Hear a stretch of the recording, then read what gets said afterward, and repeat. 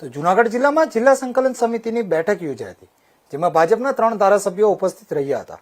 આ બેઠકમાં સંજય કોરડિયા, અરવિંદ લાડાણી તેમજ દેવાભાઈ માલમ હાજર રહ્યા હતા. બેઠક દરમિયાન માણાવદરના ધારાસભ્ય અરવિંદ લાડાણીએ પોતાના વિસ્તારના રોડ રસ્તાની સમસ્યાઓ મુદ્દે રજૂઆત કરી હતી, જ્યારે જૂનાગઢના ધારાસભ્ય સંજય કોરડિયાએ શહેરના વિવિધ પ્રશ્નો ઉઠાવ્યા હતા, જેમાં પુરાતત્વ ખાતા સંબંધિત મુદ્દાઓ તેમજ નેશનલ હાઈવે અંગેની રજૂઆતોનો સમાવેશ થાય છે. આ ઉપરાંત આવનારી વસ્તી ગણતરી અંગે સંબંધિત અધિકારીઓ દ્વારા પ્રાથમિક માહિતી આપવામાં આવે તેવી પણ માંગ કરવામાં આવી હતી.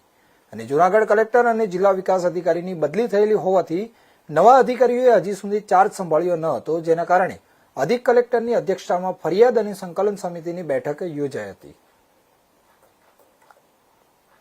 સંકલન સમિતિની જે બેઠક મળી હતી એમાં અમો 3 ધારાસભ્યો દેવાભાઈ, સંજયભાઈ અને હું ઉપસ્થિત રહ્યા હતા. મારા અને સંજયભાઈના પ્રશ્નો જે પડતર હતા અને ચાલુ હતા બધાનો સારી રીતે સંકલનથી નિરાકરણ કરેલ છે. ખાસ કરીને કેવા પ્રશ્નો?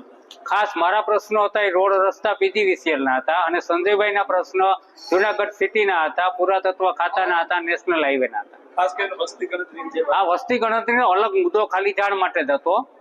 ફરિયાદ સંકલનમાં કઈનો મુદ્દો નહોતો, પણ વસ્તી ગણતરી જે ચાલુ કરવાની છે એની પ્રાથમિક માહિતી તે જવાબ